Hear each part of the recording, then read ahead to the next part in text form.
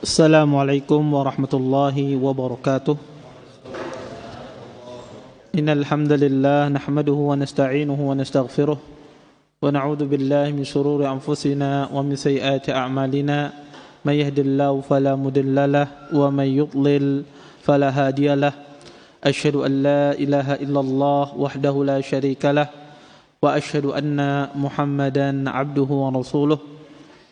Fa in asdaqal hadits kitabullah wa khairul hadi hadi Muhammadin sallallahu alaihi wasallam wa syarrul umuri muhdatsatuha wa kullu muhdatsatin fid din bid'ah wa kullu bid'atin dhalalah wa kullu dhalalatin finnar. Amma ba'. Bapak-bapak, ibu-ibu yang senantiasa dimuliakan oleh Allah Subhanahu wa taala. Alhamdulillah, pada malam hari ini kita bisa berkumpul di salah satu tempat yang sangat mulia ini. Mudah-mudahan perkumpulan kita ini mendatangkan berkah di sisi Allah Subhanahu wa taala dan kita dapat mengambil manfaat dari apa yang akan disampaikan nantinya. Bapak Ibu, kita akan membahas pada malam ini sebuah kitab yang sangat agung dan insyaallah kita akan menghatamkannya. Kalau kada sampai Isya, kada tuntung sampai jam 10 malam insyaallah. Taib. Kita akan membahas kitab Ushulus Sunnah.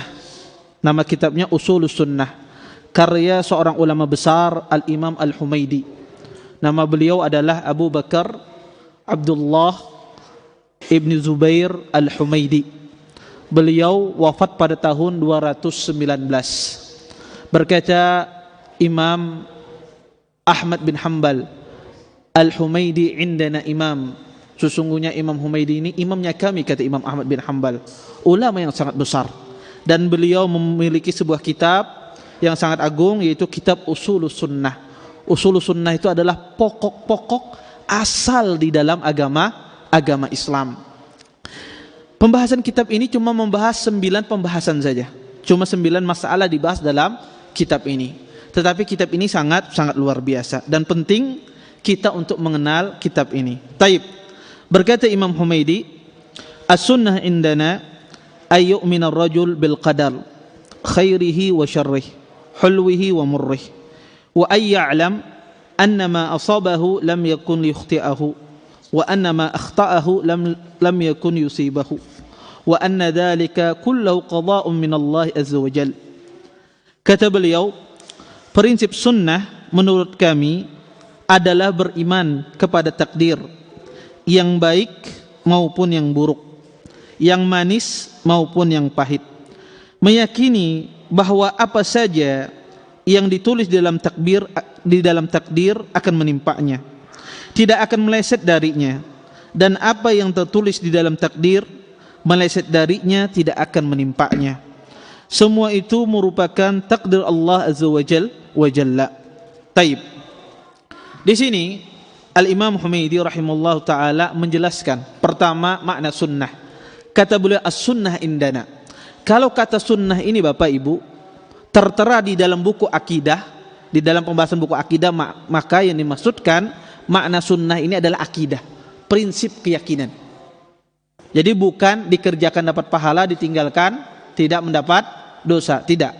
Tapi sunnah kalau dimuat di dalam buku akidah maknanya adalah apa? Keyakinan, al-i'tiqad. Itu makna sunnah.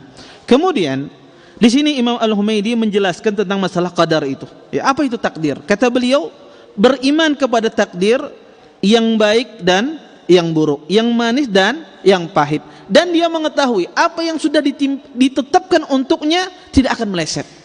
Dan apa yang ditetapkan untuknya tidak akan kena kepadanya, maka tidak akan pernah kena. Di sini Al-Imam Humaidi rahimahullahu ta'ala, beliau menjelaskan kepada kita, meringkas kepada kita tentang masalah iman dengan takdir. Iman dengan takdir. Pertama Bapak Ibu, kita harus tahu iman dengan takdir ini salah satu rukun dari rukun iman yang 6. Barang siapa yang tidak beriman kepada takdir, maka dia tidak dikatakan seorang mukmin. Ini yang pertama. Kemudian yang kedua Bapak Ibu, seorang muslim harus mengetahui beriman dengan takdir. Ustadz, ulun ni kada sekolah seperti pian, tidak paham permasalahan takdir. Minimal kita mengetahui pembahasan takdir itu adalah apa yang harus kita pahami, apa yang harus kita ketahui dalam masalah takdir. Ini enggak boleh tidak tahu, harus tahu. Siapapun dia, orang yang sudah balik, dia harus tahu permasalahan takdir ini. Apa itu? Seorang muslim harus meyakini ketika beriman kepada takdir, dia harus meyakini bahwasanya Allah Subhanahu wa taala mengetahui apa yang akan terjadi. Allah Subhanahu wa taala mengetahui dengan ilmunya apa yang terjadi di dunia ini dan apa yang akan terjadi. Dan dia harus meyakini bahwasanya segala sesuatu yang ada di dunia ini telah ditulis oleh Allah di dalam Lauhul Mahfuz. Dan Allah Subhanahu wa taala jika berkehendak, maka segala sesuatu itu akan terjadi. Maka segala sesuatu ini sesuai dengan kehendak Allah Subhanahu wa taala. Dan Allah lah yang menciptakan segala sesuatu. 4 hal yang harus Anda yakini ketika beriman dalam takdir. Anda harus mengetahui bahwasanya Allah mengetahui apa saja yang terjadi di muka bumi ini. Apa yang terjadi dan akan terjadi diketahui oleh Allah Subhanahu wa taala. Yang kedua, harus Anda yakini dalam masalah takdir, harus tahu bahwasanya semuanya itu sudah ditulis di dalam Lauhul Mahfuz. Kemudian yang ketiga, Bapak Ibu, yang harus Anda yakini dalam beriman kepada takdir, bahwasanya Allah memiliki kehendak dan semua itu atas kehendak Allah Subhanahu wa taala. Dan yang keempat, yang harus Anda pahami dalam masalah takdir, bahwasanya Allah lah yang menciptakan segala sesuatu ini. Maka 4 hal ini mau tidak mau harus tahu orang beriman. Siapapun dia, baik ustadz, baik orang bukan ustadz, maka dia harus mengerti tentang masalah 4 hal ini. Ini yang disebut oleh para ulama maratibut takdir, tingkatan-tingkatan tentang masalah takdir. Taib. Kemudian sering kita mendengar istilah qadha dan qadar. Sering kita mendengar istilah qadha dan qadar. Kadang-kadang orang tidak bisa membedakan dua istilah ini. Qadha itu adalah takdir yang terjadi, itu namanya qadha. Misalnya orang terumpak sepeda motor, sudah terumpak, itu namanya apa? Qadha. Tetapi kalau belum terumpak mobil, terumpak sepeda motor, ya nanti 5 hari lagi terumpak orangnya sepeda motor misalnya, maka ini namanya takdir. Setelah terjadi itu disebut dengan qadha. Sebelum terjadi itu disebut dengan takdir, ditentukan. Kemudian Bapak Ibu yang dimiliki oleh Allah Subhanahu wa taala, kadang-kadang qadha dan takdir ini kadang-kadang disebutkan di dalam nas berbarengan. Qadha dan takdir disebutkan berbarengan. Kalau dia disebutkan berbarengan, maka makna takdir adalah maknanya adalah, yaitu yang dimasukkan dengan takdir adalah maknanya adalah ilmu Allah, dan bahwasanya takdir itu sudah ditulis di Lauhul Mahfuz. Sedangkan qadha maknanya adalah masyiatullah, kehendak Allah, dan Allah menciptakan segala sesuatu. Maka kalau qadha dan takdir disebutkan dalam satu nas, maka ini maknanya. Ya. Takdir bermakna apa? Bahwasanya Allah mengetahui segala sesuatu dan Allah telah menulis hal tersebut di Lauhul Mahfuz. Sedangkan qadha maknanya adalah kehendak Allah dan bahwasanya Allah yang menciptakan segala sesuatu. Maka dipahami semacam ini makna qadha. Ketika disebutkan dalam satu nas, ya, di dalam, entah itu dalam hadis Nabi sallallahu alaihi wasallam. Taib. Apa hubungannya iman dengan takdir ini dengan tauhid? Apa hubungannya? Seorang beriman kepada takdir ini dengan tauhid, apa sih? Apa dampaknya kepada seorang beriman dengan tauhidnya dia? Maka Bapak Ibu, orang itu tidak dikatakan sempurna imannya. Imannya tidak mungkin sempurna, dia tidak dikatakan orang tersebut bertauhid sampai dia meyakini tentang takdir Allah Subhanahu wa taala. Tidak dikatakan dia beriman kepada tauhidur rububiyah, ya, karena takdir itu berkaitan dengan perbuatan Allah, berkaitan dengan perbuatan Allah Subhanahu wa taala. Maka tidak sempurna tauhidnya kalau seandainya dia tidak beriman dengan takdir.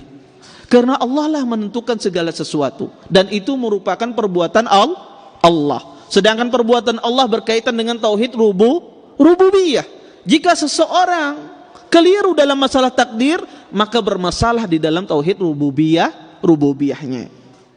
Dan seseorang tidak mungkin bisa memahami nama-nama Allah dan sifat-sifatnya kalau seandainya dia tidak memahami tentang masalah takdir. Bagaimana dia mengetahui bahwasanya Allah itu Al-Latif, Allah itu Maha Lembut, kalau seandainya dia tidak memahami takdir? Bagaimana dia bisa memahami Allah itu Ar-Rahman, Allah itu Maha Penyayang kepada hambanya, kalau dia tidak mengetahui tentang masalah takdir? Yang ada dia malah hussu'udzan, berburuk sangka kepada Allah Subhanahu wa taala. Kenapa dia berburuk sangka? Karena dia salah dalam masalah takdir. Padahal konsekuensi seseorang ketika beriman kepada takdir menjadikan dia tambah beriman, ya, tambah husnudzan, berbaik sangka dia kepada Allah Subhanahu wa taala. Sebagaimana yang dikatakan oleh Imam Humaydi tadi, apa yang sudah ditakdirkan Allah tidak mungkin meleset kepada kita. Apa saja yang sudah ditakdirkan Allah nggak mungkin meleset, baik itu dalam masalah rezeki, baik dalam masalah mencari jodoh, baik itu dalam masalah segala sesuatu, tidak akan pernah meleset dari kita. Dan Allah Subhanahu wa taala bermuamalah kepada hambanya sesuai dengan ilmunya. Allah tidak akan pernah menzalimi hambanya. Dan Allah Subhanahu wa taala lebih sayang kepada hambanya daripada seorang ibu kepada anaknya. Maka orang ketika beriman kepada takdir, ketika dia mendapat musibah, dia tahu bahwasanya ini bentuk cinta Allah kepadanya. Tidak mungkin Allah Subhanahu wa taala menyiksa, membenci orang yang beribadah kepadanya. Maka ketika dia didapatkan musibah, tumbuh husnudzannya di dalam hatinya, bahwasanya ini merupakan semuanya datang dari Allah, bukti kecintaan Allah, sehingga dia berhusnudzan. Maka ini hubungannya antara takdir dengan tauhid kita kepada Allah Subhanahu wa taala. Baik. Bapak Ibu yang dimuliakan oleh Allah Subhanahu wa taala, secara umum para ulama membagi takdir itu menjadi dua. Ada namanya takdirul am, ada namanya takdir khas. Takdirul am itu adalah takdir yang Allah tentukan, takdir manusia yang telah ditulis di Lauhil Mahfuz. Ini namanya takdiru al-am, takdir yang tertulis di Lauhil Mahfuz. Kemudian ada yang kedua, ada namanya takdirul khas. Takdirul khas ini para ulama membagi tiga macam. Takdir khas ini adalah maknanya perincian dari takdir yang di Lauhil Mahfuz. Perincian dari takdir yang tertulis di Lauhil Mahfuz. Ini namanya takdiru al-khas. Apa itu? Para ulama membagi jadi tiga. Pertama ada namanya takdiru umri. Takdir umri itu adalah takdir orang ini, umur hidup manusia ini sudah ditentukan oleh Allah. Sebagaimana di dalam hadis Abdullah bin Mas'ud, bahwasanya Allah Subhanahu wa taala menentukan ketika ditiupkan ruh, ditentukan rezeki kita, ajal kita, bahagia kita, dan sengsara kita. Ini sudah ditentukan. Kemudian yang kedua Bapak Ibu, takdir yang kedua disebut dengan takdiru hauli. Takdir hauli. Takdir hauli itu adalah takdir manusia dalam 1 tahun, ditentukan oleh Allah pada malam Lailatul Qadar. Makanya berdasarkan ayat Al-Quran, fiha yufraku kullu amrin hakim. Kata Allah, pada malam tersebut ditetapkan semua perkara-perkara manusia. Maka dalam setahun itu juga ditentukan takdir manusia. Kemudian yang ketiga ada nama takdirul yaumi, bahwasanya takdir manusia setiap harinya. Ulun ditakdirkan hari ini ke kota baru, ini takdir yaumi. Maka ini disebut dengan takdirul yaumi. Berdasarkan firman Allah, kullu yaumin huwa fi sya'an, bahwasanya Allah tiap hari sibuk dengan perkaranya. Maka ini disebut dengan takdirul yaumi. Dari sini kita bisa memahami hadis Nabi SAW. Apakah doa itu bisa mengubah takdir? Apakah menyambung tali silaturahim itu bisa mengubah takdir seseorang? Disebutkan dalam sebuah hadis, kata Nabi SAW, barang siapa yang menyambung tali silaturahim, maka Allah panjangkan umurnya. Kalau begitu Ustadz, biar umur ulun panjang, ulun sambung silaturahim terus. Apakah ini mengubah takdir? Iya. Apakah doa bisa mengubah takdir seseorang? Jawabannya iya dan tidak. Jawabannya iya dan tidak.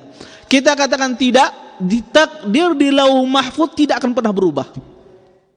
Anda mati usia 70, ya mati usia 70. Takdir di Lauh Mahfuz tidak akan pernah berubah. Adapun takdir yang ditentukan Anda setiap harinya, maka itu bisa berubah akibat seseorang berdoa, akibat seseorang dia menyambung tali silaturahim. Tetapi perbuatan doa Anda itu sudah tertulis di Lauhul Mahfuz. Ya contoh misalnya, ini sebagai contoh saja ilustrasi, bahwasanya orang tersebut tertimpa musibah, tertulis di Lauhul Mahfuz tersebut. Akibat dia berdoa, maka musibah itu dihilangkan darinya. Maka itu sudah tertulis di Lauhul Mahfuz. Maka itu yang dimaksudkan oleh Nabi SAW. Orang yang menyambung silaturahim maka dipanjangkan usianya. Bukan berarti takdir di Lauhul Mahfuz itu berubah-ubah, enggak. Tetap takdir di Lauhul Mahfuz tersebut, tetapi yang berubah adalah di takdir khas ini. Ya, yang mana ini sudah tercantum di dalam Lauhul Mahfuz. Maka ini yang dimaksudkan. Ya. Sehingga orang tidak salah paham dalam masalah ini. Taib. Kemudian Ustaz, apakah ketika kita beriman kepada takdir, kita tidak perlu melakukan sebab-sebab? Karena ada sebagian orang, ya sudah, kalau takdirnya ulun ini dapat rezeki kada usah begawe ya. Di rumah aja, kalau Allah menghendaki rezeki datang rezeki itu. Kalau kada rezeki ulun, kada datang rezeki itu. Berarti ini orang pengoler. Ya, bukan orang suka mencari usaha. Kenapa? Pertama, mencari sebab itu bukan menafikan takdir. Bukan menafikan beriman kepada takdir. Bahkan kita disuruh untuk mencari sebab. Tetapi Bapak Ibu, ada dua kelompok berlebih-lebihan di dalam sebab ini. Ada kelompok yang pertama tadi, kelompok yang tidak mempercayai sebab. Dia kalau berusaha dapat rezeki, dia tidak mempercayai ini dari Allah. Usaha ini kada ada apa-apanya. Ada kelompok demikian. Seolah-olah kelompok ini benar perkataannya, tetapi keliru. Dia menafikan sebab tentang datangnya rezeki. Maka ini tidak benar. Kelompok yang kedua adalah kelompok yang berlebihan dalam sebab, sehingga meniadakan Allah Subhanahu wa taala yang memberikan ya rezeki tersebut. Ya, contoh misalnya, orang pergi ke dokter makan obat dia sembuh. Sehingga dia kadang-kadang lupa bahwasanya yang menyembuhkan ini dokter dan obat tersebut. Lupa dia yang menyembuhkan adalah Allah. Ini dua kelompok yang berbeda dan ini ada di masyarakat. Ahlus sunnah wal jamaah tidak demikian. Mereka tengah-tengah. Mereka melakukan sebab tetapi tidak berlebihan di dalam sebab. Sebab itu sebagai wasilah, tetapi yang menentukannya hanyalah Allah Subhanahu wa taala. Semacam itu Ahlus sunnah berkeyakinan di dalam masalah sebab. Kemudian masalah terakhir dalam permasalahan takdir ini, kenapa Imam Humaidi menyebutkan masalah takdir ini bahkan di awal-awal kitab beliau? Jawabannya dua jawaban. Pertama, beliau ingin mengajari kita agar menjadi faqih, agar menjadi paham tentang masalah takdir. Kemudian yang kedua, beliau ingin membantah kelompok-kelompok di luar Islam atau kelompok-kelompok di dalam agama Islam yang mengingkari takdir. Ada dua kelompok yang mengingkari takdir. Namanya pertama kelompok Jabariyah. Ya. Kelompok Jabariyah, ya. Mereka mengingkari takdir, bahwasanya Allah Subhanahu wa taala lah yang memaksa manusia untuk melakukan sesuatu. Ketika dia berzina, manusia itu Allah yang memaksanya. Ketika dia mencuri, maka Allah yang menyuruh dia mencuri. Ini kelompok Jabariyah. Ya. Ya. Mereka mengatakan bahwasanya Allah yang memaksa manusia. Kelompok yang kedua adalah kelompok yang mengatakan bahwasanya Allah Subhanahu wa taala tidak memiliki kehendak. Dan itu semata-mata perbuatan manusia. Manusia mencuri, itu kehendak manusia. Manusia berzina, itu kehendak manusia. Manusia sholat, itu kehendak dia. Kata mereka, Allah tidak memiliki kehendak dalam masalah ini. Ini juga keliru. Ahlu sunnah tengah-tengah di antara keduanya.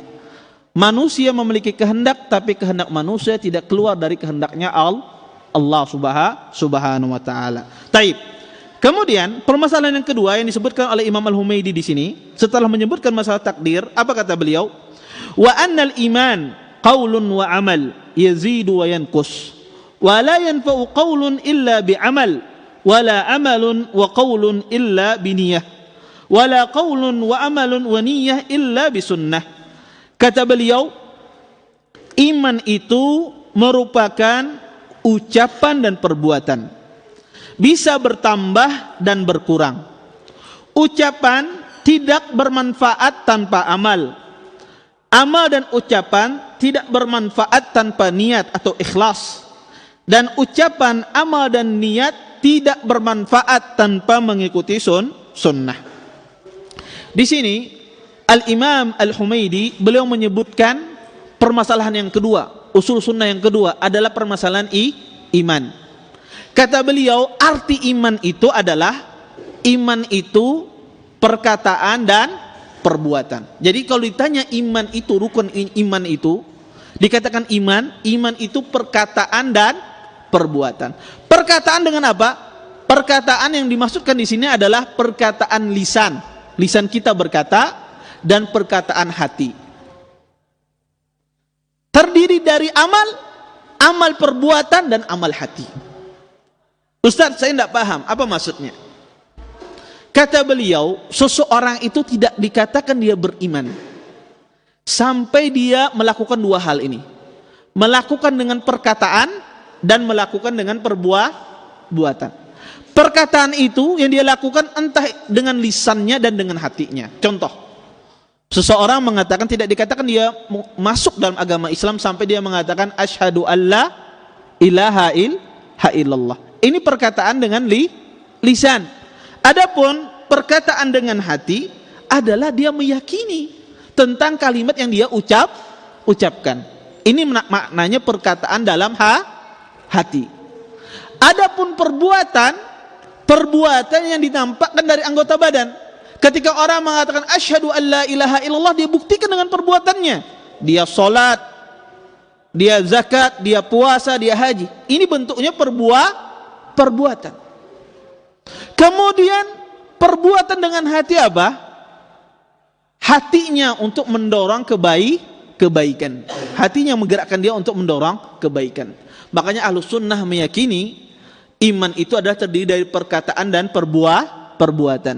Baik itu perkataan lisan ataukah perkataan hati. Perbuatan, baik itu perbuatan anggota badan ataukah perbuatan hati.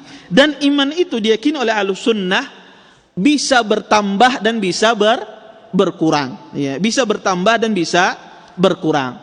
Dan berkurangnya iman itu disebabkan dua hal. Pertama, kita meninggalkan perkara-perkara yang sunnah. Kalau pian melihat orang di sini rincak bahari mengaji Quran, pas datang ke masjid karena mau lagi ngaji, berarti ini berkurang imannya. Orang dulunya rincak di sini sholat sunnah, ya, atau sholat berjamaah, tidak lagi sholat berjamaah misalnya. Dia sholat di dalam masjid, sholat di rumahnya, maka imannya berkurang. Kenapa? Karena dia meninggalkan sunnah-sunnah Nabi SAW. Dulunya saya sering baca Quran, tetapi saat ini saya jarang membaca Al-Quran. Dulunya saya sering menjalankan sunnah-sunnah Nabi SAW, saat ini saya jarang. Menunjukkan Anda berkurang iman Anda. Jangan ragu lagi, iman kita berkurang. Kalau ngantuk bangsat dengerin ceramah, berkuranglah imannya, wallahu a'lam. Taib. Kalau iman tersebut berkurang dengan meninggalkan sunnah, apakah juga berkurang iman tersebut dengan meninggalkan perbuatan maksiat? Iya, lebih-lebih lagi.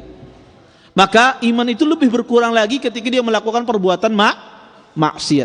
Maka berkurang iman itu dua hal. Kita meninggalkan sunnah itu berkurang iman kita walaupun tidak berdosa. Anda tidak sholat sunnah itu tidak berdosa, tetapi iman Anda berkurang. Berbeda dengan orang yang menjalankan sunnah Nabi. Dia sholat sunnah, dia berpuasa Senin Kamis, maka imannya bertambah. Maka kalau dulunya kita puasa Senin Kamis, terus tidak puasa Senin Kamis, berarti menunjukkan iman kita berkurang. Tetapi apakah berdosa? Tidak berdosa. Yang kedua, apakah iman itu berkurang kalau seandainya seseorang melakukan perbuatan maksiat? Iya, tambah lagi berkurang. Selain dia mendapatkan dosa, imannya berkurang. Kemudian iman itu bertambah. Bertambah dengan apa? Dengan ketaatan.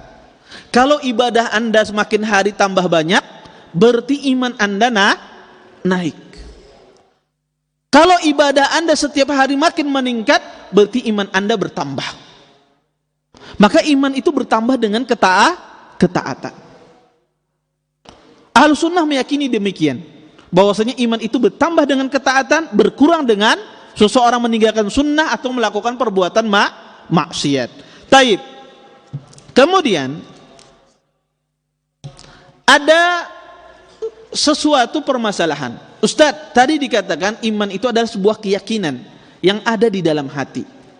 Terus bagaimana kalau seandainya ada orang mengatakan, saya orang beriman insya Allah, boleh tidak? Seseorang mengatakan, aku ini insya Allah beriman aja, Bang. Iya. Apakah perkataan demikian ini menunjukkan adanya keraguan di dalam imannya? Dan ini sering kita kita dengar perkataan sehari-hari. Insya Allah aku beriman aja. Iya. Apa perkataan demikian ini boleh atau tidak diucapkan? Maka para ulama mengatakan bahwasanya orang yang mengatakan ana mu'min insyaallah, saya beriman insyaallah, maka ini kalau seandainya akibat keraguan yang ada di dalam hatinya, maka ini tidak boleh. Dia ragu-ragu beriman apakah ada anani, maka ini tidak boleh.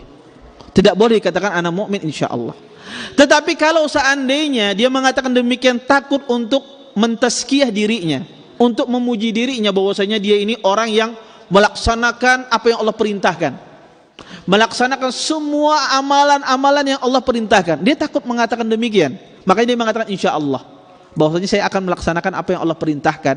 Bukan ragu tentang adanya Allah, bukan ragu tentang keimanan kepada Allah, tetapi dia takut untuk mensucikan dirinya bahwasanya dia bisa mengerjakan apa yang Allah perintahkan. Maka ini tidak mengapa. Maka ini tidak mengapa. Maka ini dilihat pada orang tersebut. Apa tujuannya dia mengatakan saya beriman. Taib. Masalah terakhir yang ingin disinggung oleh sini, kata beliau, tidak bermanfaat perkataan kalau tidak diamalkan.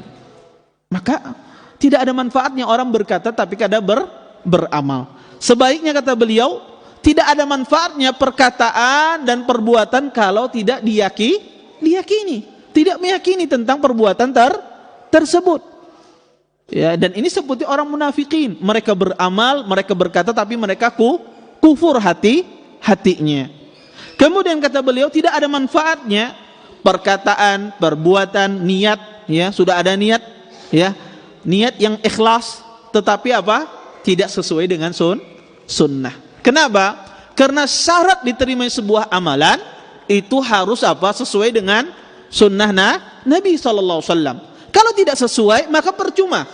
Ya, sudah ikhlas melakukan dengan perbuatan kita, dengan perkataan kita, tapi tidak sesuai dengan sunnah Nabi SAW, maka tidak diterima oleh Allah Subhanahu Wa Taala. Karena syarat diterima sebuah amalan ikhlas dan sesuai dengan sunnah Nabi SAW. Kemudian permasalahan terakhir dalam masalah iman ini, sering kita mendengar istilah iman dan Islam. Kata iman dan Islam, apakah ada persamaan? Iman dan Islam kalau kita dapatkan di dalam Al-Quran atau di dalam hadis Nabi SAW, di dalam satu nas, maka iman itu ditafsirkan adalah keyakinan di dalam hati. Sedangkan Islam itu adalah amalan yang nampak. Amalan yang nampak. Tetapi kalau seandainya disebutkan Islam saja, entah itu di hadis, entah itu di Al-Quran, maka Islam itu bermakna iman. Seperti itu pula kata iman disebutkan, tidak dibarengkan dengan kata Islam, maka iman itu bermakna iman dan Islam. Taib. Kemudian kata Imam Al-Humaydi rahimahullah ta'ala, beliau mengatakan masalah yang ketiga, kata beliau, وَالتَّرَحُمْ على أصحاب محمد صلى الله عليه وسلم كلهم فإن الله عز وجل قال والذين جاءوا من بعدهم يقولون ربنا اغفر لنا ولإخواننا الذين سبقونا بالإيمان فلن يؤمن إلا بالاستغفار لهم. Kata beliau, termasuk prinsip Ahlus Sunnah wal Jamaah mendoakan ampunan atas seluruh para sahabat Nabi sallallahu alaihi wasallam, karena Allah azza wa jalla berfirman, orang-orang yang datang setelah para sahabat berdoa, wahai Rabb kami, ampunilah kami dan sahabat-sahabat kami yang telah mendahului kami beriman. Maka kata beliau, tidak dianggap beriman kecuali memohonkan ampun untuk para sahabat. Faman sabbahum au tanaqqasahum au ahadan minhum falaysa 'ala sunnah wa laysa lahu fil fai'i haqqun. Kata beliau, siapa saja yang memaki mereka atau merendahkan mereka semua, yakni sahabat, bahkan meskipun seorang sahabat saja, maka ia tidak berada di atas sunnah dan ia tidak mendapatkan harta fai' sedikit pun. Kemudian kata Imam Humaydi, akhbarana bidzalika ghairu wahid an Malik bin Anas annahu qala qasama Allah ta'ala al-fai' faqala lil fuqara'il muhajirin alladhina ukhriju min diyarihim thumma qala walladhina ja'u min ba'dihim yaquluna rabbana ighfir lana wa li ikhwanina alladhina sabaquna bil iman faman lam yaqul hadha lahum falaysa mimman ju'ila lahul fai'. Tidak hanya satu orang dari perawi thiqah yang mengabarkan kepada kami dari Malik bin Anas bahwa ia berkata, Allah Ta'ala menentukan bagian fai' di dalam firman-Nya, yaitu untuk orang fakir muhajirin yang terusir dari kampung halamannya. Lalu Allah berfirman, orang-orang yang datang setelah mereka, para sahabat berdoa, ya Allah, ampunilah kami dan saudara-saudara kami yang telah mendahului kami beriman, yakni para sahabat. Maka siapa yang tidak mendoakan mereka, ia tidak layak mendapatkan harta fai'. Di sini Al-Imam Al-Humaydi menjelaskan kepada kita pertama tentang haknya sahabat. Haknya sahabat itu apa? Kita tarahum. Apa tarahum itu? Kita memuji sahabat, ya, menyayangi sahabat Nabi SAW. Taib. Apa itu sahabat? Siapa itu sahabat? Sahabat itu adalah man laqiyan Nabi SAW mu'minan bihi wa mata ala dhalik. Sahabat itu adalah orang yang bertemu dengan Nabi SAW, orang yang melihat Nabi atau bertemu dengan Nabi dan mati dalam keadaan Islam. Maka orang yang tidak bertemu dengan Nabi walaupun hidup di zaman Nabi bukan sahabat. Orang yang hidup di zaman Nabi bertemu dengan Nabi, dia bukan sahabat. Atau orang yang melihat Nabi, ya, tetapi ya, dia tidak beriman dan berimannya setelah Nabi meninggal, ini juga bukan sahabat. Atau orang beriman pada masa Nabi kemudian dia murtad, keluar setelah Nabi meninggal atau sebelum Nabi meninggal, maka ini juga bukan sahabat.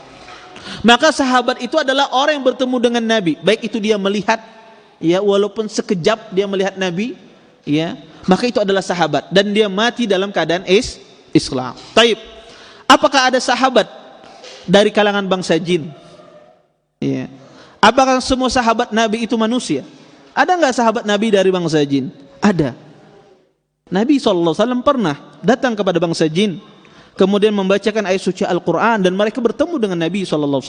Maka mereka sahabat Nabi SAW. Maka mereka juga ada sahabat Nabi dari bangsa jin, ya, yang bertemu dengan Nabi SAW. Sahabat ini, ketika mereka dikatakan seorang sahabat, maka sahabat ini Bapak Ibu memiliki keistimewaan. Keistimewaan sahabat ini tidak didapatkan dari generasi yang lain. Ini khusus hanya sahabat saja. Pertama apa? Pertama di sini Imam Al-Humaydi mengatakan di antara akidah Ahlussunnah apa? Kita merahmati, meridai, menyayangi sahabat Nabi sallallahu alaihi wasallam. Maka tidak boleh lisan kita mencela sahabat, siapapun dia, siapapun itu, baik itu sahabat yang pernah terjadi perselisihan, maka tidak boleh satupun dari Ahlussunnah wal Jamaah mencela sahabat Nabi SAW, atau mensifatinya dengan sifat-sifat yang tidak bagus. Misalnya disifati sahabat ini, si fulan bakhil, sahabat ini orangnya bakhil, atau sahabat ini orangnya penakut. Sifat-sifat yang tidak layak bagi sahabat Nabi SAW, maka ini tidak boleh.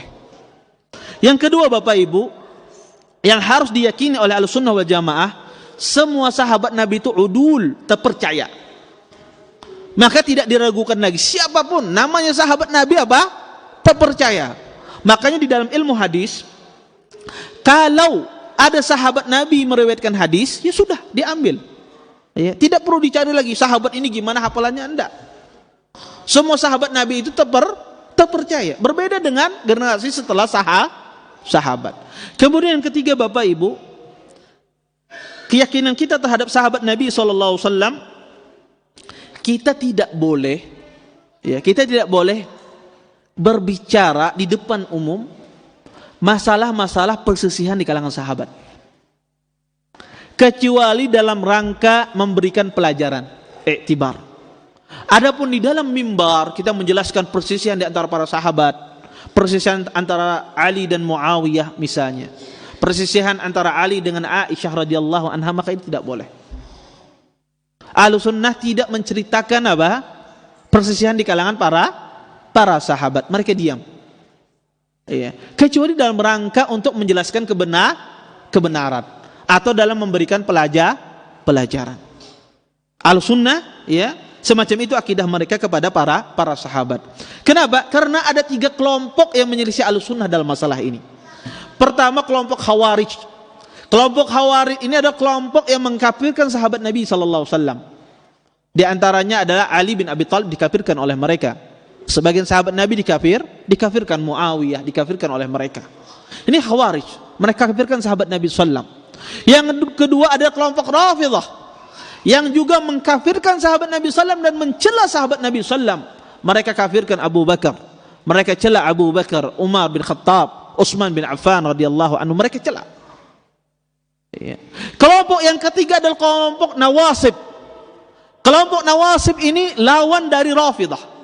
Kalau Rafidhah dia berlebih-lebihan kepada Ahlul Bait, kepada keluarga Nabi, sehingga dia mengkultuskan Ali, bahkan sebagian mereka menjadikan Ali sebagai Tuhan. Kata mereka Jibril salah kirim wahyu, seharusnya kena ke Ali bukan ke Nabi. Sebagian lawan dari Rafidhah ini Nawasib, ini juga kelompok yang menyimpang. Mereka setiap ada Ahlul Bait mereka lecehkan, mereka hinakan. Ini Nawasib. Dan ini dulu berada di Syam. Kalau Rafidhah berada di Kufah, di Baghdad, semuanya Kufah, Baghdad itu banyak orang Rafidhah. Dulu di Syam itu banyak Nawasib, sehingga ini saling menyerang. Nawasib ini melecehkan Ahlul Bait yang ada hubungan dengan Nabi SAW, sedangkan Rafidhah ya melecehkan semua sahabat kecuali Ahlul Bait. Ya. Sedangkan Khawarij mengkafirkan kedua-duanya. Ya. Maka ini kelompok yang menyelisihi Ahlussunnah wal Jamaah. Ahlussunnah tidak demikian. Ahlussunnah ridha terhadap sahabat Nabi SAW. Kemudian kata beliau berdalil dengan sebuah ayat. Di antara ciri Ahlussunnah mereka memintakan ampun kepada semua sahabat Nabi. Mereka memintakan ampun. Ya, maka kata beliau barang siapa yang tidak mau memintakan ampun kepada sahabat Nabi, maka dia bukan Ahlussunnah. Bukan Ahlussunnah yang lisannya tidak mau memintakan ampun kepada sahabat Nabi SAW di dalam doanya, maka kata beliau bukan Ahlussunnah. Dia tidak mau memintakan ampun rahmat Allah kepada para sahabat Nabi SAW. Taradi tidak mau. Bahkan menyebut nama sahabat pun tidak mau, mengatakan radhiyallahu anhu, tidak mau. Semoga Allah meridhoinya, tidak mau. Ya. Maka ini bukan ciri ahlu sunnah wal jamaah. Kata beliau, orang demikian bukan ahlu sunnah dan tidak berhak mendapatkan fai. Fai itu apa? Fai itu adalah harta rampasan perang, ya, ketika musuh itu kabur. Jadi sebelum berperang, ya, melihat kaum muslimin, orang-orang kufar itu ketakutan, akhirnya dia kabur. Dia tinggalkan harta rampasan perangnya. Jadi sebelum berperang dia kabur dan meninggalkan harta rampasan perang.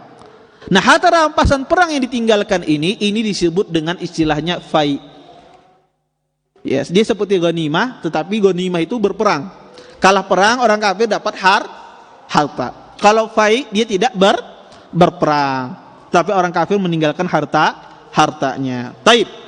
Kemudian permasalahan yang keempat yang disebutkan oleh Imam Al-Humaidi di sini, wal Quran, kata beliau, kalamullah. Sami'tu Sufyan yaqul, Al-Quran kalamullah wa man qala makhluq fahuwa mubtadi'un lam nasma ahadan yaqul. Kata beliau bahwasanya Al-Quran, ya, itu adalah kalamullah. Quran itu adalah kalamullah, firman Allah Subhanahu wa taala, bukan makhluk, ya, bukan makhluk. Kemudian saya mendengar Sufyan berkata, kata beliau, Al-Quran kalamullah wa man qala makhluk fahuwa mubtadi' lam nasma ahadan yaqulu hadha. Aku mendengar Sufyan bin Uyainah berkata, Al-Quran adalah kalamullah. Barang siapa yang mengatakan Quran itu makhluk, maka dia adalah seorang ahlu bid'ah. Dan aku tidak pernah mendengar seorang pun ahlu sunnah yang mengatakan Quran itu apa? Makhluk. Di sini usul yang keempat yang ini dijelaskan oleh Imam Humaidi ingin menjelaskan kepada kita bahwasanya Quran itu adalah firman Allah Subhanahu wa taala, bukan makhluk. Ya. Dan Quran itu datang dari Allah, dan di akhir zaman wa ilaihi ya'ud, akan Allah ambil kembali Quran tersebut. Nanti di akhir zaman ketika manusia ini berada di dalam kejelekan, ya, mereka meninggalkan Al-Quran, maka Allah cabut Quran tersebut. Allah cabut dari mushaf, Allah angkat, dan Allah angkat Quran itu dari hati-hati manusia. Maka Al-Quran itu akan diambil kembali oleh Allah Subhanahu wa ta'ala di akhir zaman. Dan mudah-mudahan kita tidak bertemu dengan zaman tersebut. Karena itu ada syirarul khalq. Orang yang hidup pada zaman tersebut hidup pada zaman yang paling jelek. Ya, hidup berada pada zaman yang paling jelek. Ini azan dulu kah?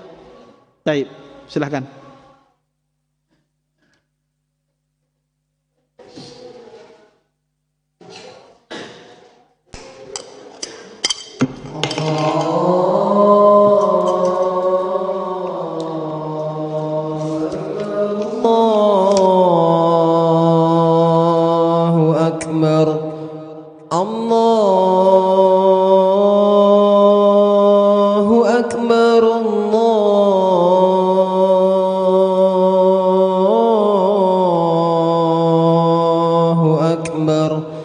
أشهد أن لا إله إلا الله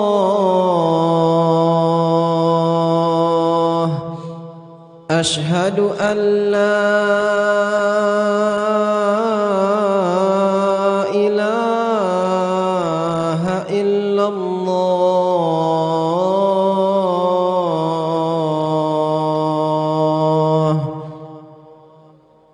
أشهد أن محمدًا رسول الله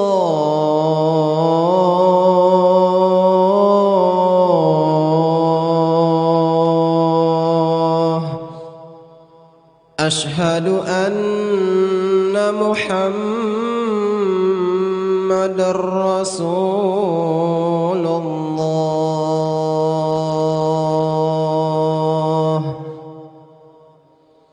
حي على الصلاة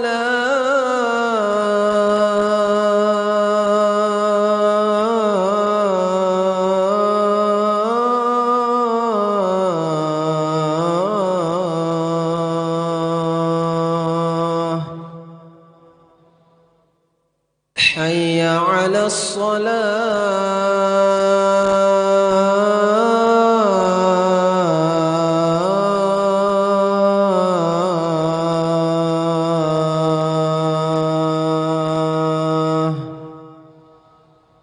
حي على الفلاح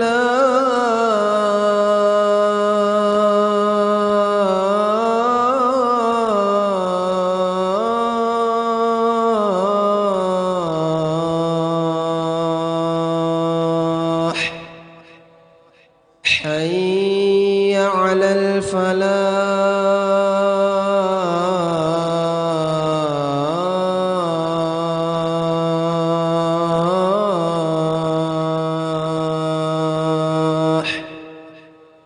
الله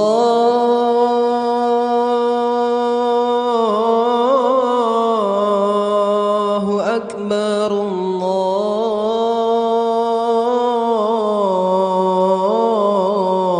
الله أكبر لا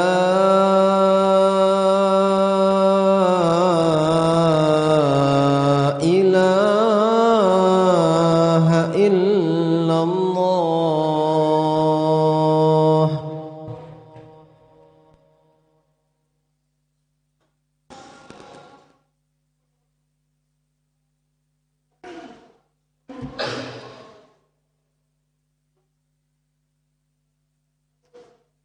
Taib. Saya minta 20 menit lagi tambahan, gak apa-apa ya? Ya, taib. Kemudian kata beliau, wal Quran kalamullah. Sedangkan Al-Quran itu adalah kalamullah. Ahlussunnah meyakini Quran itu bukan makhluk, merupakan firman Allah Subhanahu wa ta'ala. Apa dalilnya? Banyak sekali ayat Al-Quran. Kata Allah, wa in ahadum minal musyrikin istajaraka fa'ajirhu hatta yasma'a kalamullah. Jika seandainya ada orang musyrikin meminta perlindungan kepadamu, maka lindungilah sampai dia mendengar kalam Allah, mendengarkan firman Allah, yaitu Al-Quran Al-Karim. Ini dalil bahwasanya Al-Quran itu kalamullah, bukan perkataan manusia. Taib. Ada di sini masalah, Ustaz. Kita katakan Al-Quran itu adalah kalamullah, firman perkataan Allah, tapi kan dibaca oleh manusia. Ketika kita membaca Al-Quran, itu kan dibaca oleh manusia. Kok bisa kalamullah dibaca oleh manusia? Kenapa enggak dinisbatkan kepada manusia? Karena dia yang membaca. Kenapa dinisbatkan kepada Allah Subhanahu wa ta'ala? Maka jawabannya adalah, para ulama mengatakan setiap perkataan itu dinisbatkan kepada siapa yang pertama kali berbicara. Maka Al-Quran, siapa datang dari mana? Dari Allah, dinisbatkan kepada Allah. Sama seperti Anda membaca sebuah puisi ditulis oleh siapa? Orang zaman dahulu, kemudian Anda baca.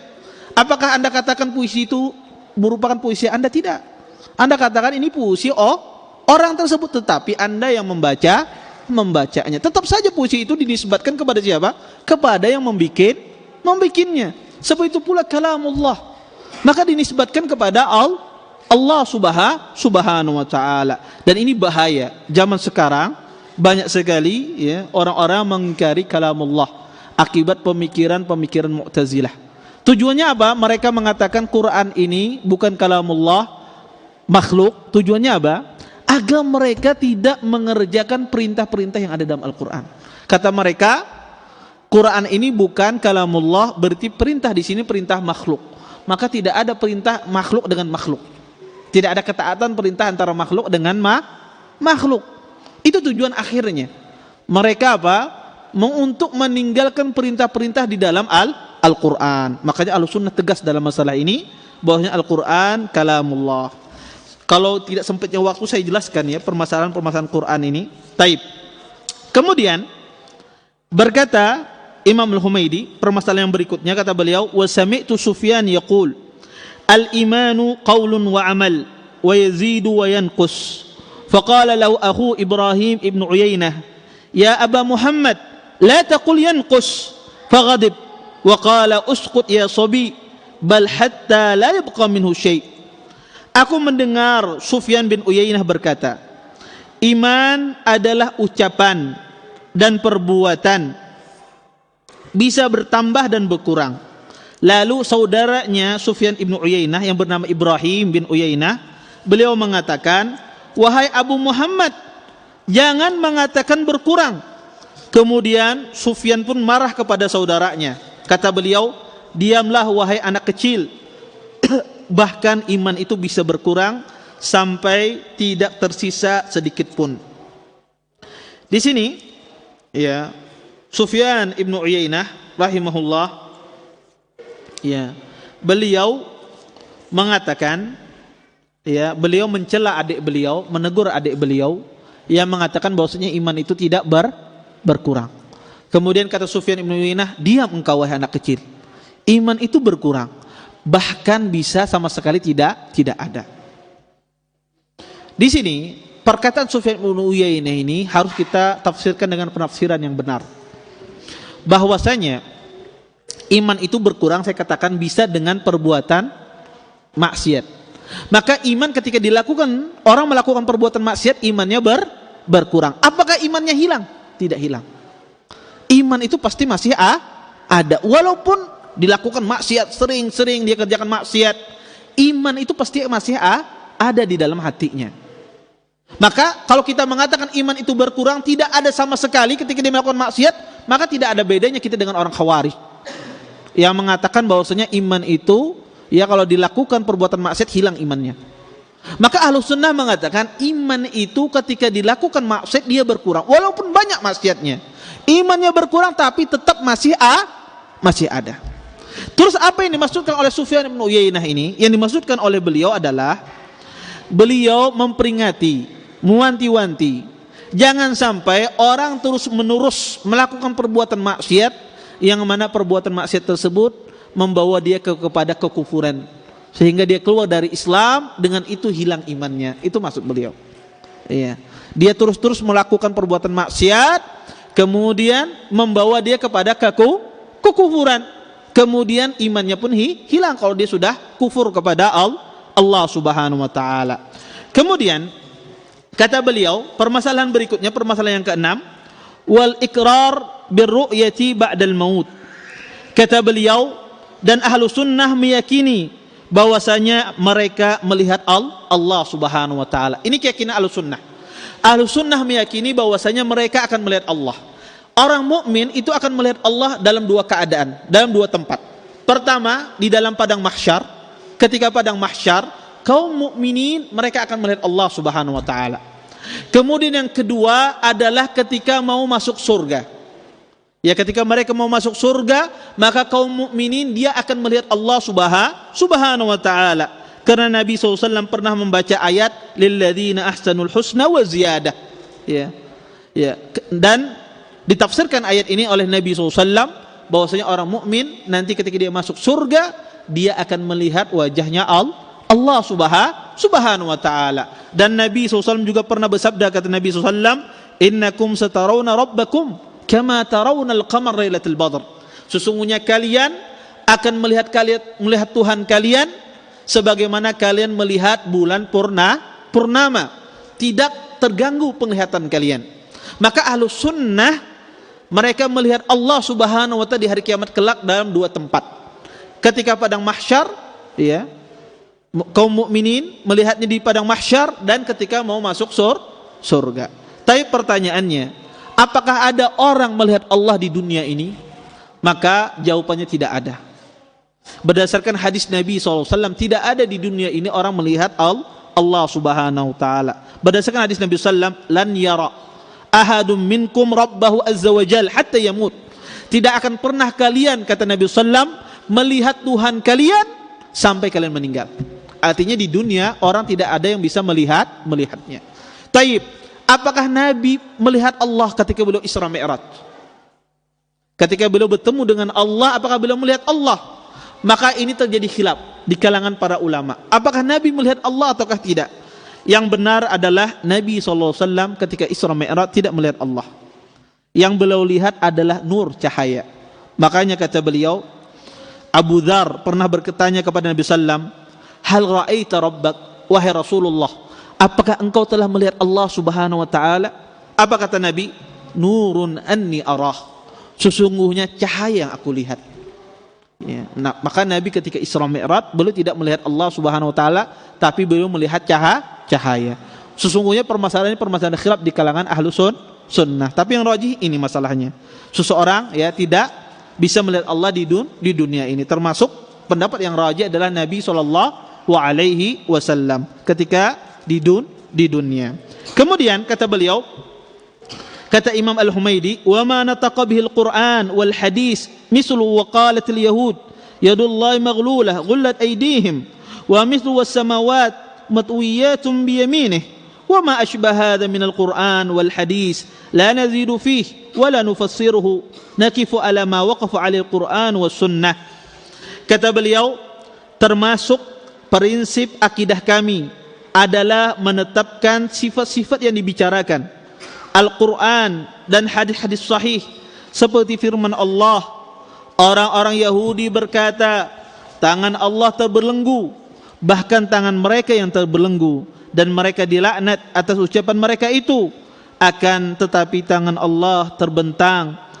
Juga seperti firman Allah, langit pada hari kiamat dilipat dengan tangan kanannya. Begitu juga ayat dan hadis sahih yang lainnya yang mirip ini. Kami tidak menambahkan dan tidak menafsirkannya. Kami berhenti di mana Quran dan Sunnah berhenti. Wa naqul ar-Rahmanu ala arsyistawa. Dan kami berpendapat bahwasanya Allah itu Maha Pemurah, tinggi di atas arasy-Nya. Wa man za'ama ghaira hadza fahuwa mu'attilun jahmi. Siapa yang berpendapat selain keyakinan ini, maka dia adalah seorang Jahmiyah. Imam Al-Humaidi menjelaskan di sini bahwasanya seorang ahlu sunnah wal jamaah maka hendaknya dia tidak menafsirkan penafsiran yang keluar dari Al-Quran dan As-Sunnah.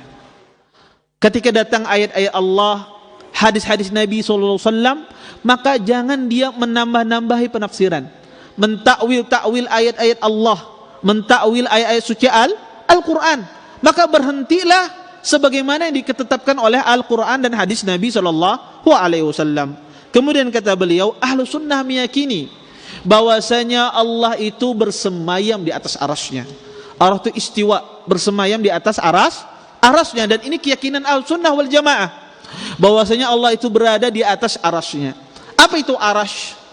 Arasy itu dikatakan dalam segi bahasa sarirul mulk, ya, atau sarirul malik, ya, bahwasanya arasy itu adalah singgasana, ya, seorang raja, ya. Maka arasy-Nya Allah Subhanahu wa taala adalah makhluk yang sangat besar.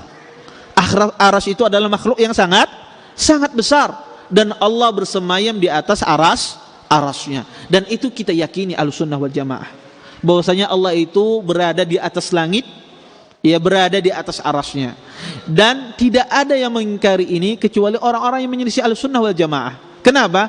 Karena terjadi ijma' luar biasa di kalangan para salaf tentang keyakinan mereka bahwasanya Allah itu bersemayam di atas arasy-Nya. Di antaranya yang dikatakan oleh Imam Al-Auza'i, ya, Imam Ahlussunnah wal Jamaah, kata beliau, "Qulna wattabi'un mutawafirun naqul inna Allah azza wa jal fawqa arshihi wa nu'minu bima waradat bihi sunnah min sifatihi."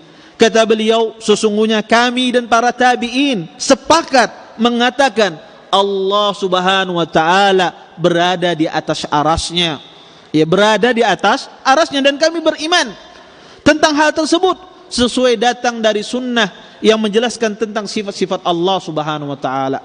Maka Ahlussunnah sepakat, ijma', maka tidak boleh mengingkari ini. Orang yang mengatakan Allah ada di mana-mana, orang yang mengatakan Allah tidak bertempat, dan seterusnya. Maka Ahlussunnah berkeyakinan Allah berada di atas arasy-Nya. Ada beberapa syubhat, mereka berdalil dengan dalil akal.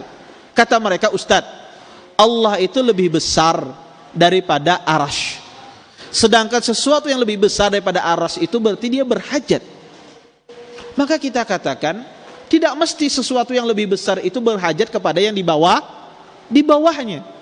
Tidak mesti sesuatu yang besar itu berhajat kepada yang di bawahnya. Seperti apa? Langit itu lebih besar daripada bumi. Apakah langit minta sanggah dengan bumi? Tidak.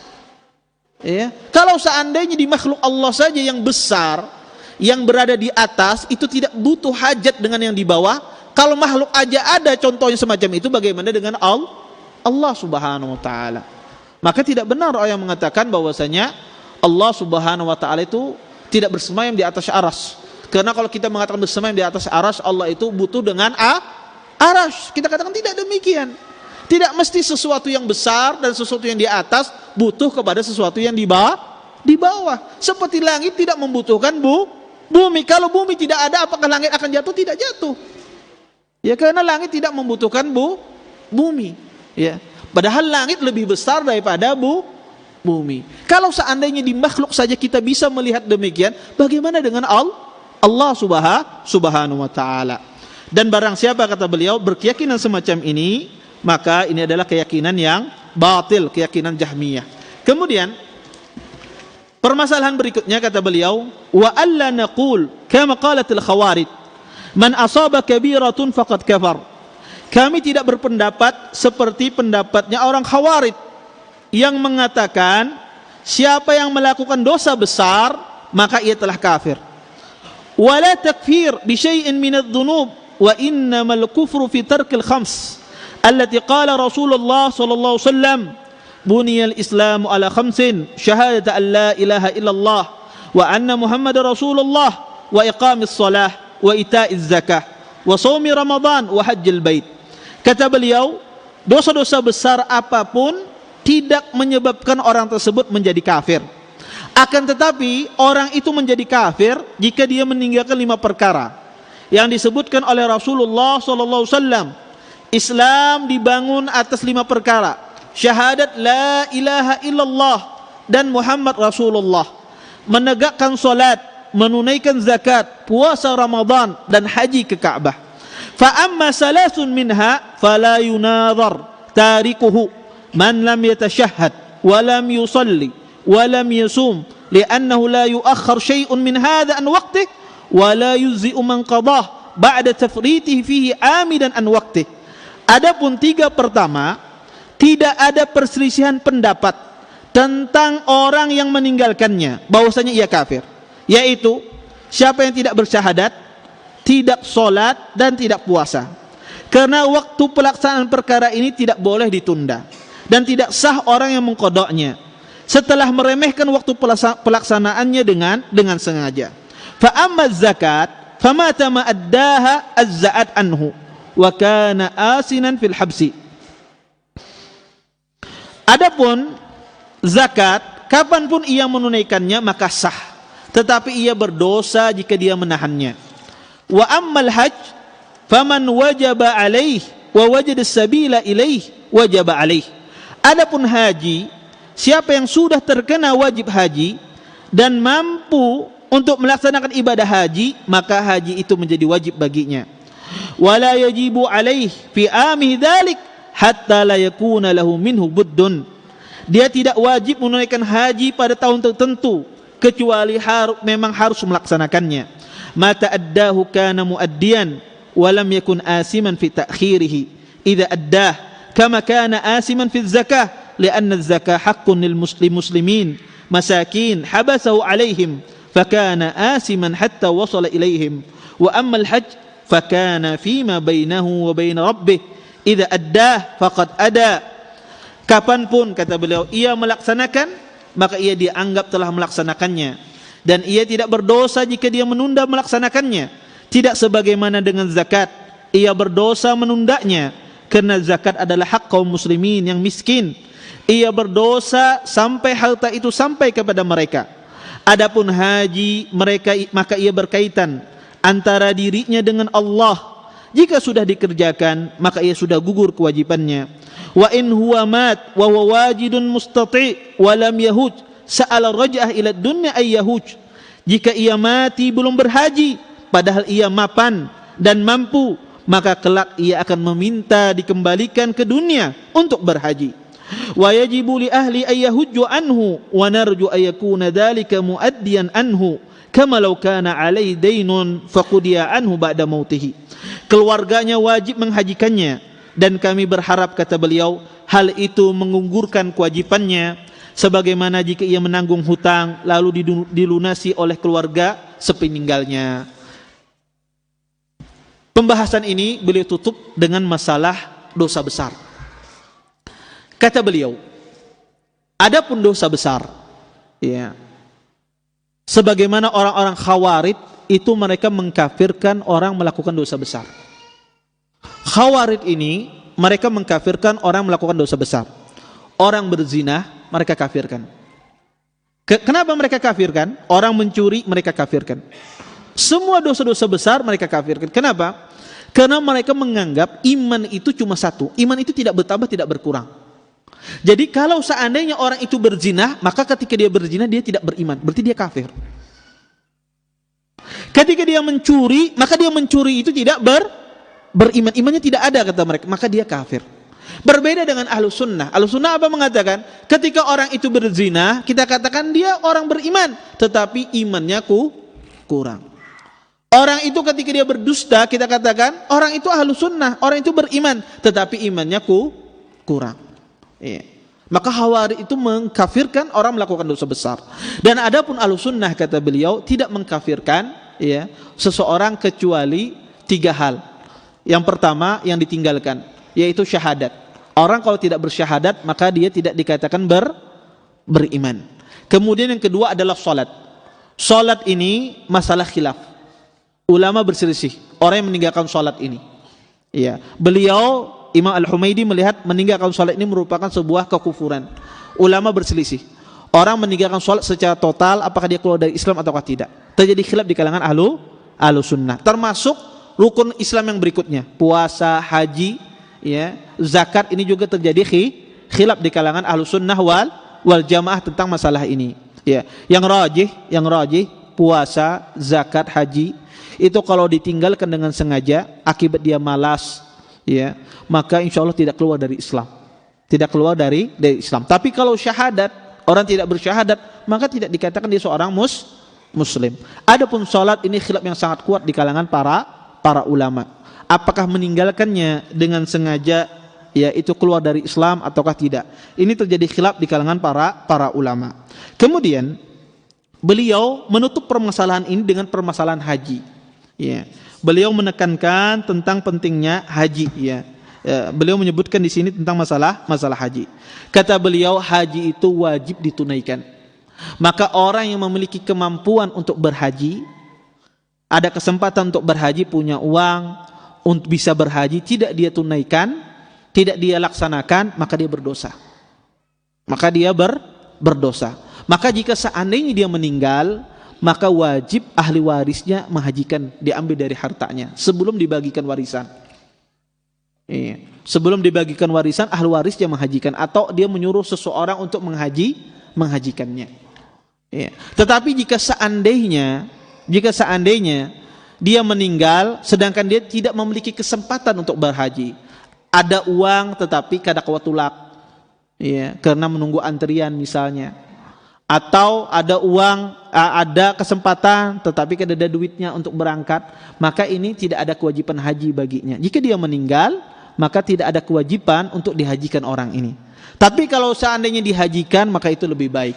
Ya, kalau seandainya itu dihajikan, maka itu lebih baik. Maka haji itu segera dilaksanakan, tidak boleh ditunda-tunda bagi orang yang memiliki kemampuan, dan itu salah satu rukun dari rukun Islam. Maka beliau tutup permasalahan ini dengan masalah haji, ya, karena haji itu ya harus segera dilaksanakan.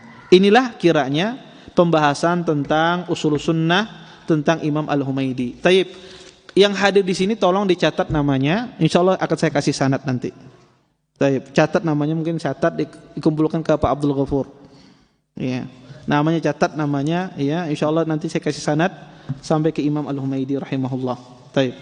Baik ibu-ibu ataupun bapak-bapak. Taib, ini diambil pertanyaan kah? Jawab pertanyaan kah apa komat langsung? Hah? Kia Pak? Jawab ya, taib. Ada yang angkat tangan? Kalau yang angkat tangan saya dahulukan. Taib. Kalau enggak ada, taib. Saya bacakan pertanyaannya. Assalamualaikum warahmatullahi wabarakatuh. Apakah bagian dari sunnah pemberian nama pada anak cukup satu suku kata? Apa urutan terbaik dalam pemberian nama? contoh nama-nama nabi dan para sahabat. Jazakumullah khair. Dalam sebuah sunnah ya, nama itu sebetulnya kata Nabi sebagus-bagus nama adalah Abdullah dan Abdurrahman. Gak mesti satu suku kata. Abdullah dua kata. Tetapi sebagus-bagus nama adalah nama demikian, nama yang memiliki makna yang bagus. Di antaranya nama-nama Allah, Abdullah, Abdurrahman, atau nama-nama para sahabat, atau nama-nama para nabi, atau nama-nama yang memiliki arti yang indah. Maka seseorang silahkan dia memilih nama demikian. Adapun namanya banyak, apakah boleh Ustaz panjang? Ya enggak ada masalah. Tetapi kenapa orang mengatakan jangan terlalu panjang? Kalau namanya panjang, orang lupa nasabnya. Ya namanya Cokro, Aminoto, apa-apa gitu misalnya. Panjang sekali namanya. Ya. Maka orang akan lupa nama ayahnya. Abahnya siapalah? Ya. Karena kepanjangan, menghafal namanya aja orang lupa. Apalagi nama naran abahnya. Pas abahnya lupa, apalagi naran kakeknya. Yang ditakutkan hilang nasab. Kita orang Indonesia ini, ya khususnya kita masyarakat kita, itu biasanya paling kuat hafal tuh sampai kakek dah. Setelah abahnya kakek siapa? Nah, kada tahuam. Iya. Kita tuh biasanya mentok sampai kakek kebanyakan. Walaupun saya tidak mengatakan ada sebagian orang hafal kakeknya. Tapi kita tuh kebanyakan hafal sampai kakek kita. Abah kakek pen apa? Siapa yuk? Ada yang tahu orang. Kenapa? Karena namanya, sebagian itu salah satu sebabnya apa? Namanya begitu panjang. Iya. Sehingga dia terlupakan. Dan salah satu nama pendek itu bagus. Kenapa? Abinya pasti akan disebut. Namanya misalnya Muhammad. Ini Muhammad siapa? Muhammad bin Abdullah. Maka jika anak itu baik, abinya akan dikenang orang. Anaknya Abdullah ini Masya Allah. Muhammad ini anak Abdullah. Abinya dikenang orang.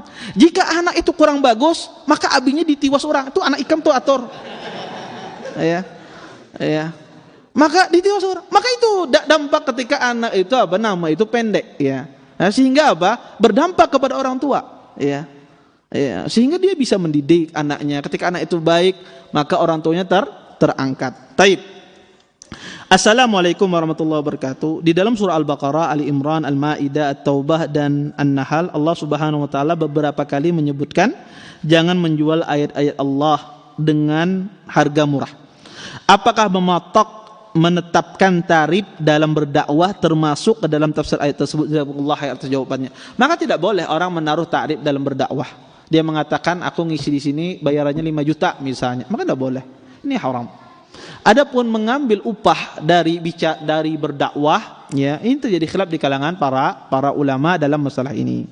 Yang rajih adalah diperbolehkan oleh ahlul ilm. Seseorang mengambil upah dalam berdakwah selama dia tidak menentukan. Orang dikasih, ya, maka insyaallah halal bagi orang tersebut, entah dia bagi seorang muadzin, seorang imam, seorang penceramah, atau dia profesi yang lainnya.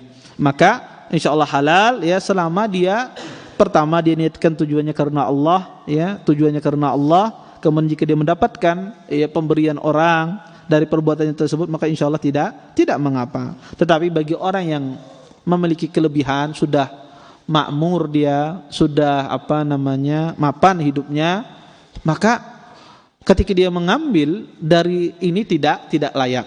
Kenapa tidak layak? Maksudnya kurang cocok. Kenapa? Karena itu kadang-kadang uang umat dikumpulkan. Ya, sedangkan yang menyumbang ini Masya Allah tuhuk-tuhuk mengumpulkan duit untuk menyumbang asal masjid apa macam. Kemudian ya yang sudah mapan, ya macam dia punya segalanya, kemudian dia mengambil, maka tidak layak. Tapi kalau seandainya orang tersebut membutuhkan atau dia hidupnya tidak mapan, ya dia membutuhkan hal tersebut, maka insya Allah tidak mengapa. Intinya mengambil upah dari perbuatan tersebut tidak mengapa selama dia tidak menentukan tarif. Kalau dia menentukan tarif, ini tidak boleh. Taib. Assalamualaikum warahmatullahi wabarakatuh. Di dalam surah An-Nur ayat 60 ada beberapa golongan perempuan yang tidak berdosa apabila tidak menutup hijab auratnya. Salah satunya adalah wanita yang sepuh lansia. Pertanyaannya, apakah ayat tersebut bisa jadi dalil bolehnya kita menyentuh bersalaman dengan wanita sepuh lansia tersebut sebagai penghormatan atau budaya mencium tangan orang yang lebih? Jazakumullah khair atas jawabannya. Pertama ini ayat ini berbicara tentang membuka wajah. Ya, membuka wajah di hadapan bukan mahram. Ya, maka boleh wanita tua dia membuka wajahnya, menampakkan wajahnya di hadapan yang bukan mahramnya, tapi dengan syarat tidak berzina, kata Allah, tidak berhias, ya, tidak berdandan, ya, karena kadang-kadang subhanallah, ya, kadang-kadang makin tua makin jago dandanannya, ya, kalah yang anum-anum, ya, kalah karena itu pengalaman, ya, iya, maka disyaratkan tidak berhias, tidak berhias, maka dia boleh menampakkan dan tidak menimbulkan fitnah. Kalau dia menimbulkan fitnah, maka dia harus tutup mukanya. Ini pertama. Kemudian apakah boleh Ustaz berselaman karena dia boleh menampakkan? Tidak boleh, tidak ada hubungannya. Tidak boleh. Sebagian orang berdalil dia kan tidak bersahwat, anak kan tidak bersahwat Ustaz. Anak kan nini tuha usia 70, kadang-kadang hafal ulun bersahwat lawan sidin. Bujur antum kada bersahwat, sidin yang bersahwat lawan antum. Iya.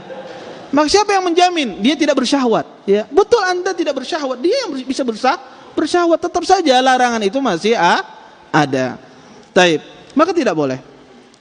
Assalamualaikum warahmatullahi wabarakatuh. Semoga Allah memberi rahmat kepada Ustadz dan keluarga. Bagaimana keadaan iman seseorang yang mempelajari tasawuf, yang dimana dalam salah satu ajarannya terdapat keyakinan bahwa Allah memilih salah satu hamba untuk ditempati. Jazakumullah khairan. Ini keyakinan yang batil, ini tidak benar. Ya, bahwasanya Allah Subhanahu wa taala ya bertempat kepada hambanya. Maka ini yang disebut dengan wahdatul wujud, ya. Maka ini tidak boleh, ya. Ini tidak benar, ya. Dan ini merupakan perkara yang menyimpang dari ajaran ahli sunnah wal jamaah. Wallahu taala a'lam. Taib. Ada satu pertanyaan, angkat tangan. Kalau enggak ada kita tutup. Silahkan, terakhir.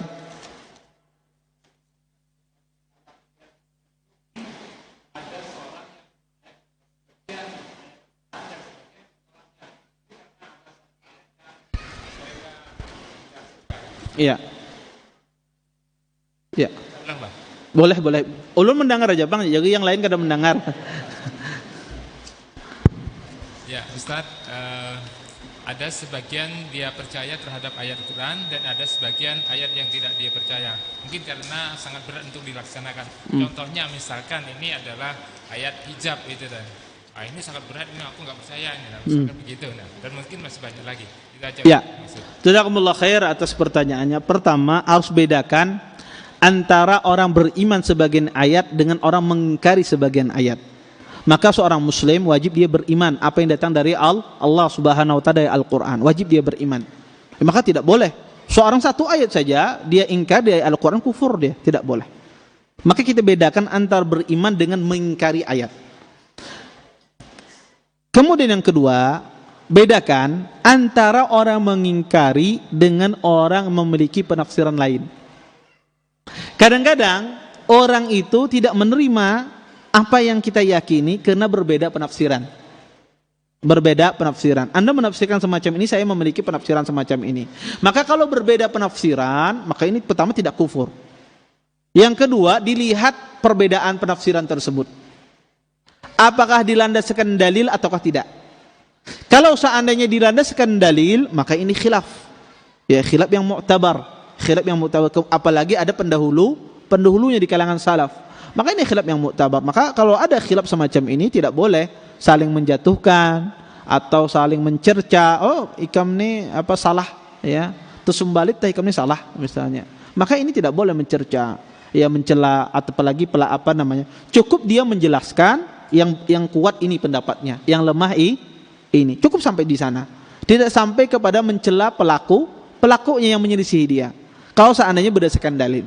Tapi kalau khilafnya tidak berdasarkan dalil, tidak ada dasarnya, tidak ada sumbernya, ya, sidin pakai perasaan terus, perasa aku kada kayak ini pang maksudnya. Perasa aku kayak ini. Kada ada dalilnya. Tetapi sidin memiliki penafsiran sendiri, tidak ada dalilnya, pakai perasaan misalnya. Maka kita katakan ini khilaf yang tidak benar, khilaf yang enggak dianggap. Khilaf yang tidak dianggap. Maka khilaf yang tidak dianggap semacam ini, kita katakan pendapatnya lemah, boleh kita katakan orang ini keliru. Ya. Orang ini menyelisih sunnah misalnya, boleh kita katakan demikian. Kenapa? Karena perkataannya tidak berdasarkan dalil. Boleh kita mengatakan orang ini salah, orang ini menyelisih sunnah, ini tidak benar, ya, semacam itu. Maka bedakan tadi ya antara orang mengingkari dengan orang memiliki penafsiran yang lain. Kalau dia memiliki penafsiran yang lain, dia tidak mengingkari. Saya rasa banyak orang kaum muslimin itu tidak mengingkari, tapi mereka memiliki pemahaman lain tentang masalah ayat ini atau beberapa ayat di dalam Al-Quran yang kita pahami berbeda. Maka wajar saja terjadi pemahaman ya selama pemahaman itu berdasarkan dalil. Kalau tidak berdasarkan dalil, ini yang tidak benar. Saya kira cukup kajian kita untuk malam ini, enggak sampai jam 10 malam ya. 8:30 sudah selesai alhamdulillah. Kita tutup dengan doa kafaratul majlis. Subhanakallahumma bihamdika asyhadu an la ilaha illa anta astaghfiruka wa atubu ilaik. Assalamualaikum warahmatullahi wabarakatuh.